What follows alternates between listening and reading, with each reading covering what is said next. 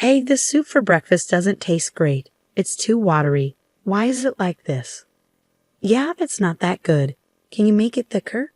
But remember, I need to be careful with salt, as the doctor said. Who cares about that?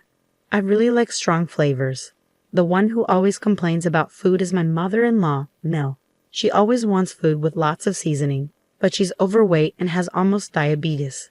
Her doctor warned her, but she doesn't seem to care and adds extra seasoning to everything I cook. I was shocked by how much salt and pepper she added to the soup I'd made carefully. Even though I use salt and seasonings with less salt, it seems like it's never enough for her. I worry she might get really sick if she keeps eating like this. Honestly, I wouldn't be too upset if something happened to her. Mill seems to enjoy making things difficult for me. She's always complaining and being mean. My name's Alice. I'm 29 years old, and I work while also taking care of the house. I've been married for 3 years, but we don't have any kids. The problem is that I can't have children, and Mill never lets me forget it. You're worthless as a woman if you can't have children. You're broken, she'd say.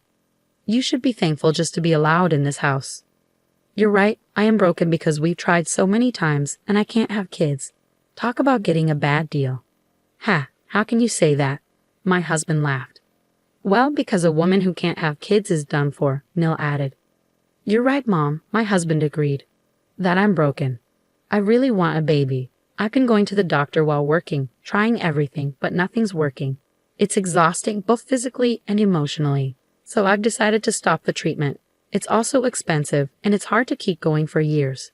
My husband used to say spending money on fertility treatments was pointless. But he also pushed me to get pregnant quickly. Why bother pressuring me? I can't get pregnant just because you want me to, I thought to myself. After giving up on treatments, I thought about being happy with just my husband and me. But my mother-in-law still hoped for a grandchild to tease me about. She even bought diapers and proudly showed them off. Look, I got diapers, she said excitedly. You'll need them one day.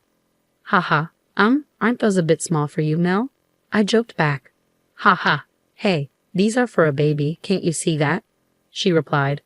Well, I wouldn't know. I'm the broken woman who can't have kids, I retorted sarcastically. That's enough. Angrily, my mother-in-law stormed off to her room. Thank goodness, I thought, already tired from work and not wanting to deal with her mean comments anymore. It seems like she has nothing better to do than make my life miserable. We moved in with my in-laws after my father-in-law passed away a year ago. My mother-in-law was heartbroken. Then, around the same time. She was warned by her doctor about her risk of diabetes. That's why we moved in. My husband wanted to support his mom, but despite having diabetes, she's okay as long as she takes her medication and eats well. There's nothing to worry about. Well, except that she often forgets her meds and eats whatever she wants. So her condition might worsen eventually. Even if that happens, I really don't want to be responsible for taking care of my mother-in-law. I'm still working and really busy. Taking care of in-laws in my 20s? No thanks. The next day was my day off, so I was doing chores around the house. My mother-in-law, who usually just sits on the sofa snacking, suddenly got up and went into my room. I didn't want her in there, but my hands were full, so I didn't say anything. I cleaned your room for you, she said. Thanks, I replied, feeling suspicious. Maybe I should switch rooms with my husband. You know, if you leave your room messy, you'll attract bugs, she chuckled. Sure, enjoy your clean room, I replied, feeling unsure about her intentions. My mother-in-law seemed to think I was grateful, which only made her behavior more suspicious. I had a feeling she was up to something. That night, I decided to sleep in my husband's room. He'd been away on business since yesterday, so he wouldn't know. Even if he finds out, I knew he wouldn't be upset. So I made my choice. I work as a nurse with regular hours, so we have separate bedrooms. Part of it is because our relationship has cooled off, but mostly it's because I don't want to disturb him when I work night shifts. I waited until my mother-in-law went to her room, then I went to my husband's room. Okay, she's in her room. Time for me to get some sleep too, I thought. And so, I ended up sleeping in my husband's room for 2 days. My mother-in-law started to get suspicious because I seemed too happy. She began asking strange questions. Are you sure you're not feeling any discomfort or anything? She asked. What do you mean? I replied, avoiding her gaze. Oh, never mind, she said, dropping the subject. Was there something she was wondering about? Avoiding eye contact, my mother-in-law ate her meal alone. I had the night shift that day, so I planned to relax at home before heading to work. But relaxing isn't really an option for me since my mother-in-law never helps around the house. She enjoys telling me what to do while she sits on the couch, eating snacks and reading Japanese comics for women. She's probably reading and plotting her next move to make her annoying daughter-in-law upset. I glanced at the cover of her comic.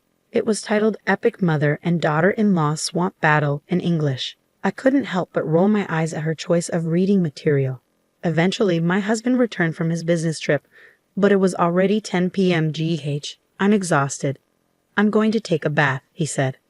Sure, I'll heat it up for you. Have a beer while you wait, I suggested. Thanks, I will. Oh wait, it's not safe to drink alcohol before taking a bath.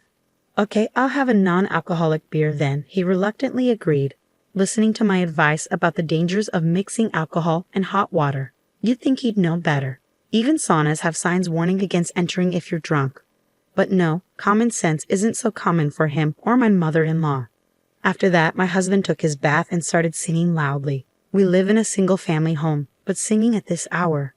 Our neighbors won't be pleased. La la la la la. Hey, you're too loud, I said. Shut it. You're the one being loud, he retorted. I quietly warned him to stop singing, but then my mother-in-law came into the bathroom area to join in.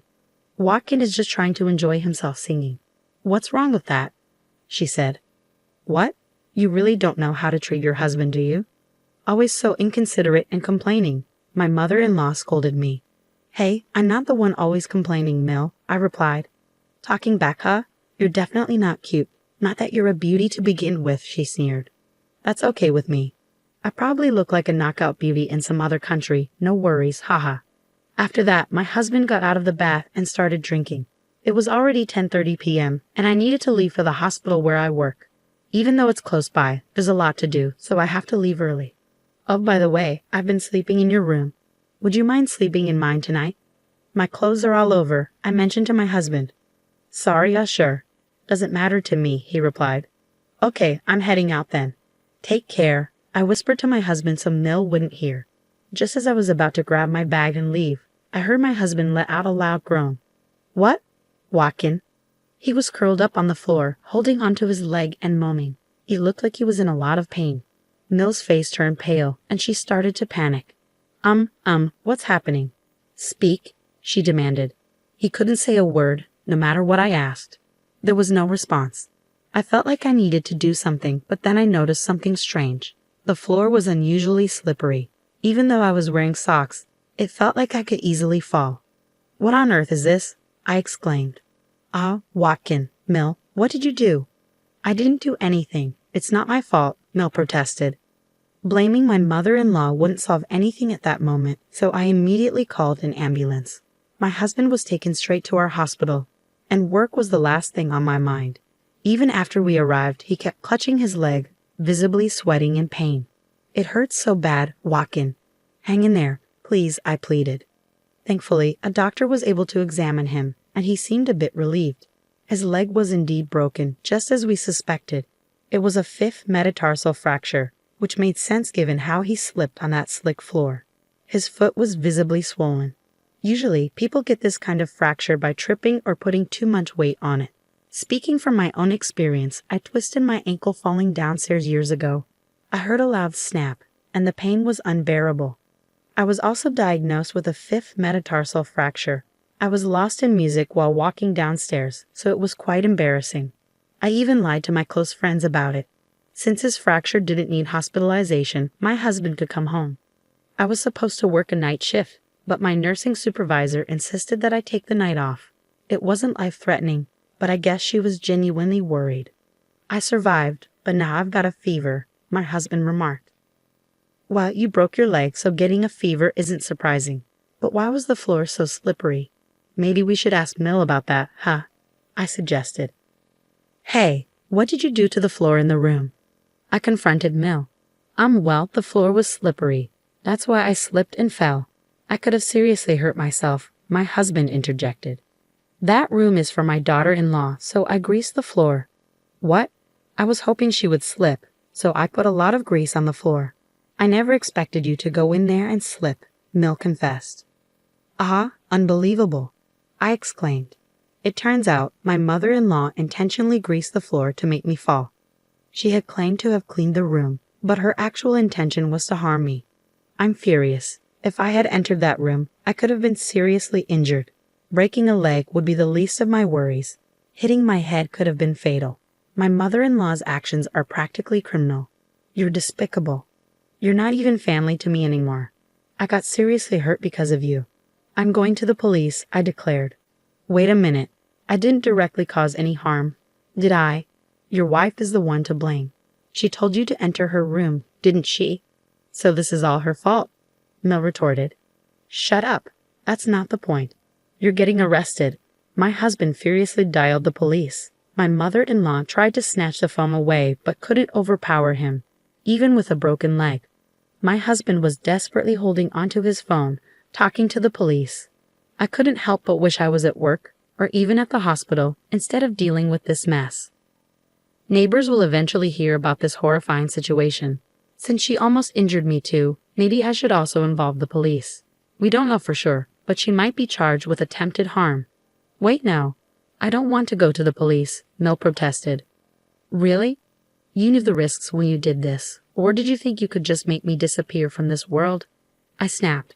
Well, I did think it would be better if you just disappeared. Wow, you're the worst. Your mindset is criminal. Personally, I wish you'd just stay in jail forever, Mel sneered. Let's get a divorce, I declared. What? I can't keep living like this. If I stay in this house, I might actually be in danger one day. I'm too scared to live with that. Plus, I can't tolerate your lack of morals anymore, I explained. Wait, please don't say we'll divorce over this, my husband pleaded. Over this, you belittled me, called me defective.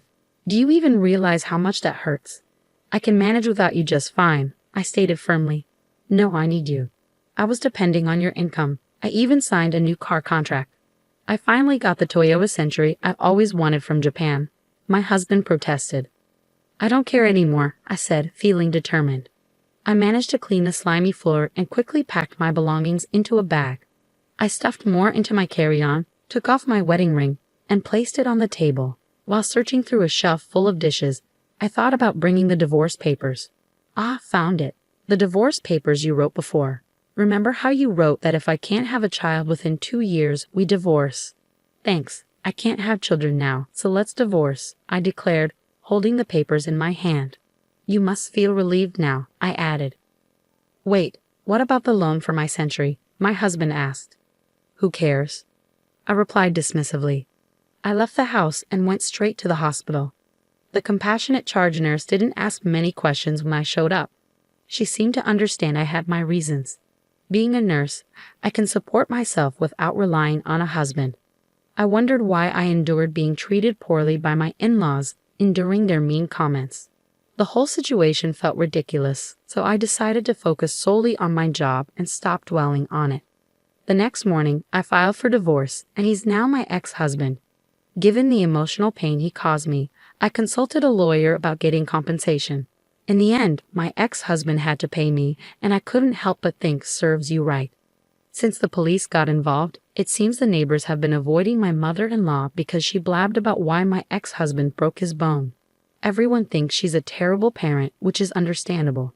My ex-husband no longer wants anything to do with her and seems to have kicked her out. Though there is some kind of survivor's benefit program, it doesn't pay much. She's been crying that living alone is impossible. She loves to eat, and because of her, our grocery bills were outrageous, so living on just the survivor's benefit would mean a very modest lifestyle. As for my ex-husband, I don't care what happens to him anymore. He mentioned something about taking out a car loan, but I have no idea what happened with that. I assumed he wouldn't be able to afford it on his salary. He took me for granted and thought I would contribute money too, which annoyed me so much. Even though he's not particularly wealthy, he's the type to buy a new car without thinking. Later, I started dating a doctor at the hospital, and 2 years after that, we got married and were blessed with a child, which felt like a miracle after all I'd been through. From now on, I'm committed to doing my best for my family.